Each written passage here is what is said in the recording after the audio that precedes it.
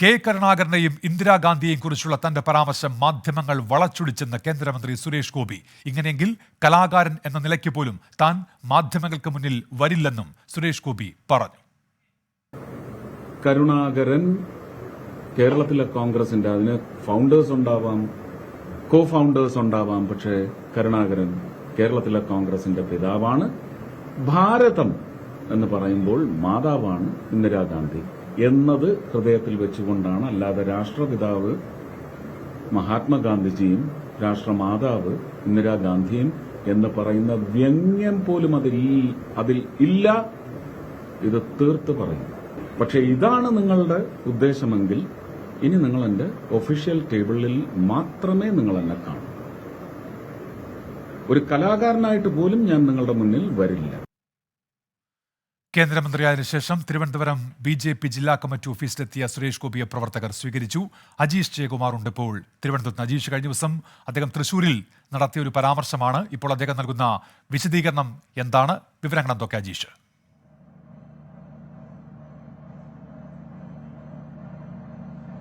ഉന്നയിച്ച് കേന്ദ്രമന്ത്രിയായി സത്യപ്രതിജ്ഞ ചെയ്ത ശേഷം സുരേഷ് ഗോപി ആദ്യമായാണ് തിരുവനന്തപുരത്ത് എത്തിയത്. അദ്ദേഹത്തിന് ഗംഭീര വരവേൽപ്പാണ് തിരുവനന്തപുരത്തെ BJP പ്രവർത്തകർ നൽകിയത്. ആദ്യം തിരുവനന്തപുരം ജില്ലാ കമ്മിറ്റി ഓഫീസിലാണ് അദ്ദേഹം എത്തിയത്. PK കൃഷ്ണദാസും ജില്ലാ പ്രസിഡന്റ് അടക്കമുള്ളവർ അദ്ദേഹത്തോടൊപ്പം ഉണ്ടായിരുന്നു. ജില്ലയിലെ പ്രധാനപ്പെട്ട പ്രവർത്തകരെല്ലാം ചേർന്ന് അദ്ദേഹത്തെ സ്വീകരിച്ചു. ഈ സ്വീകരണത്തിലാണ് അദ്ദേഹം മാധ്യമപ്രവർത്തകരോട് കഴിഞ്ഞ ദിവസം നടത്തിയ ഒരു പ്രസ്താവനയിൽ വിശദീകരണം നൽകിയത്. അതായത് കഴിഞ്ഞ ദിവസം മുൻ പ്രധാനമന്ത്രിയും കോൺഗ്രസ് നേതാവുമായ ഇന്ദിരാഗാന്ധിയെ പ്രകീർത്തിച്ച് കേന്ദ്ര സഹമന്ത്രി സുരേഷ് ഗോപി രംഗത്തെത്തിയിരുന്നു. മുൻ മുഖ്യമന്ത്രിയും കോൺഗ്രസ് നേതാവുമായ കെ കരുണാകരനെയും ധൈര്യശാലിയായ ഭരണാധികാരിയെന്നും സുരേഷ് ഗോപി വിശേഷിപ്പിച്ചിരുന്നു.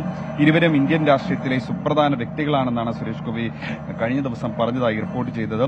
ഇതിലാണ് സുരേഷ് ഗോപി ഇപ്പോൾ ഒരു വിശദീകരണം നൽകിയിരിക്കുന്നത്. ആ പരാമർശത്തിൽ, ആ പ്രയോഗത്തിൽ തെറ്റ് പറ്റിയിട്ടില്ല. കരുണാകരൻ കോൺഗ്രസിന്റെ പിതാവും കോൺഗ്രസിന്റെ മാതാവ് ഇന്ദിരാഗാന്ധിയും എന്നാണ് പറഞ്ഞതെന്നാണ് സുരേഷ് ഗോപി ഇപ്പോൾ പറയുന്നത്. തെറ്റായിയാണ് താൻ പറഞ്ഞ കാര്യം തെറ്റായാണ് പ്രചരിപ്പിച്ചതെന്നാണ് അദ്ദേഹം ഇപ്പോൾ പറയുന്നത്. ഇത്തരം കാര്യങ്ങൾ മുഖവിലക്കെടുക്കില്ല, ഈ വിവാദങ്ങൾ മുഖവിലക്കെടുക്കില്ല. മാധ്യമങ്ങളെ ഒരു കാര്യത്തിൽ നിന്നും വിലക്കിയിട്ടില്ലെന്നും അദ്ദേഹം ഈ സ്വീകരണ ചടങ്ങിൽ പറയുകയുണ്ടായി. ഇപ്പോൾ അദ്ദേഹം സംസ്ഥാന കമ്മിറ്റി ഓഫീസായ മാരാർജി ഭവനിലേക്ക് എത്തിയിട്ടുണ്ട്. ഇവിടെയും അദ്ദേഹത്തെ പ്രവർത്തകർ സ്വീകരണം നൽകുന്നുണ്ട്.